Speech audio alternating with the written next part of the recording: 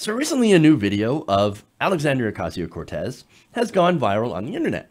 Now in it, she of course points out how corrupt our campaign finance system is in about 5 minutes. And I want to show you some of that video right now. Let's take a look. Let's play a game.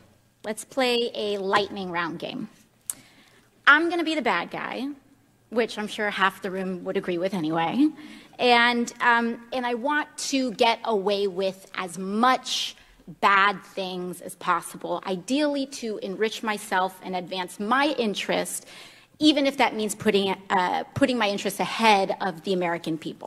So, Mrs. Hobart Flynn. Oh, and by the way, I have enlisted all of you as my co-conspirators. So you're going to help me legally get away with all of this. So, Mrs. Hobart Flynn, I want to run. If I want to run a campaign that is entirely funded by corporate political action committees, is there anything that legally prevents me from doing that? No. All right. No. Look, that's the simple answer because that's the truth. There is nothing that stops candidates from being 100% funded by corporations. You know what happens when you're 100% funded by corporations? Well, you serve the corporations. I mean, that's 101. And everyone says, duh. Yeah, absolutely. Absolutely. So, look, most people, they understand that because the corruption is literally in our faces. I mean, that's why incredibly popular policies never pass, even though most people do support them. And so it seems so normal that corruption is rubbed in our face. But AOC is going to continue making her point. And I want to show you that. So let's say I'm a really, really bad guy. And let's say I have some skeletons in my closet that I need to cover up so that I can get elected. Mr. Smith, is it true that you wrote this article, this opinion piece for the Washington Post entitled, "These payments to women were unseemly, that doesn't mean they were illegal"? Well, I can't see the piece, but I wrote a piece under that headline in the Post, so I assume that's right. Okay, great. So, green light for hush money. I can do all sorts of terrible things. It's totally legal right now for me to pay people off. And that is considered speech. That money is considered speech.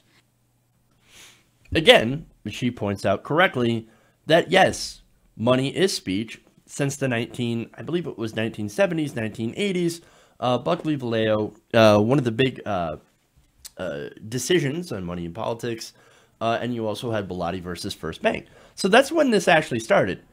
Citizens United, and I love how Democratic politicians always talk about, well, we need to get rid of Citizens United. Citizens United is a symptom of those two different Supreme Court cases. One that made money speech, and the other that said that corporations were people. So what you have is that you have speech being pushed by so-called people buying our politicians and saying, now that you are in office, you will represent us. You will represent our interests. And that's unfortunately what happens when you have private financing of election. Private financing of election leads to these people being financed, serving private interests. Now, so I absolutely love that, right? So now there's more that she gets into, and this is the last video here, but she really comes to an important point. Let's take a look. So I use my special interest dark money funded campaign to pay off folks that I need to pay off and get elected. So now I'm elected, now I'm in, I've got the power to draft, lobby, and shape the laws that govern the United States of America. Fabulous. Now, is there any hard limit that I have, perhaps Mrs. Hobart Flynn, is there any hard limit that I have in terms of what legislation I'm allowed to touch? Are there any limits on the laws that I can write or influence, especially if I'm based on the special interest funds that I accepted to finance my campaign and get me elected in the first place? There's no limit. So there's none. So I can be totally funded by oil and gas. I can be totally funded by Big Pharma, come in, write Big Pharma laws, and there's no limits to that whatsoever. That's right. And that's basically what it comes down to. There are no limits. There are no limits on corruption. This is corruption 101. Corporations buy our politicians write laws in favor of corporations, and that's why we have a government that is captured by private interests. This is insane. This is why things like, for example, 81% of people support a Green New Deal, right? But already in every article talking about the Green New Deal, it is expected to fail. That's why things like, for example, gun control, right? Gun control, simple gun control measures like banning high-capacity magazines, for example. I think this has got, what, 91% support? 91% support, and you cannot get this passed. Come on. That's why you have things like taxing the rich. Over 70 to 80% of Americans support increasing taxes on the wealthy, people making over $10 million a year, up to 70%. This is why it will never, ever pass, because here you have congressmen who are multimillionaires, bankrolled by giant corporations who will see their taxes go up, and not only the wealthy, but their taxes will go up as well. That's why you'll never see something like this pass. Ever, ever, ever, right? What kind of democracy is this? It's one that has been captured by billionaires and special interests. It does not serve you at all. Now, she goes on. She says, she asked if there was anything preventing her from holding stock, staying in the oil or gas company, and writing laws to deregulate that industry so that she herself can benefit from institutional corruption. The answer was, yes, you could absolutely do that. There are no limits. She then asked, is it possible that any elements of the story apply to our current government and our current public servants right now? Again, the answer was yes. And finally, the next question was, is the president able to do this? The answer, quote, in terms of laws that apply to the president, yeah, there's almost no laws at all that apply to the president. Meaning that the president can be as legally as corrupt as he wants to be in this system, with our system of current laws. That's insane.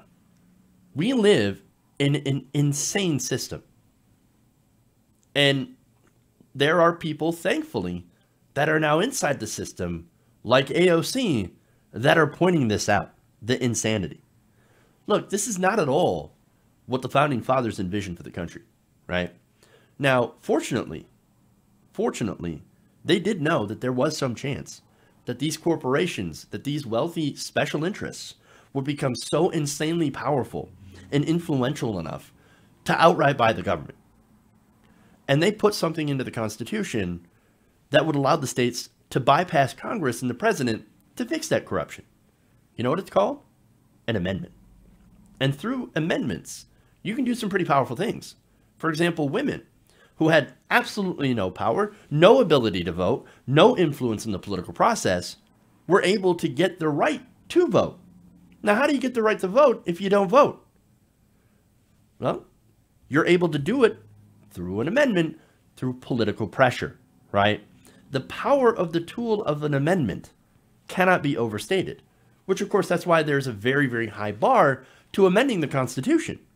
But if we can get an amendment to get the money out of politics, AOC's corruption game, as she points out, as it's been played for decades, might actually be over. And in doing so, we could get our democracy back. Well, the first step is identifying the problem. The second step is actually doing something about it. Hey guys, hopefully you enjoyed that free video. Now I'm going to have to ask you a favor. Between the demonetization and the YouTube algorithm messing around with view counts, etc., we're having a hard time adjusting to the new YouTube reality, which is where you guys come in. See, we have a Patreon, patreon.com/TYTNation, set up to help us rely on you guys, the viewers, instead of big corporate ads. Look, you know the show. You know I'm not in favor of big corporations anyway. So help us transition away from relying on the ad model to pay the bills and sign up to be a patron, patreon.com/TYTNation. That goes a long way to help us keep the lights on. And you guys will know that you're supporting independent, progressive media.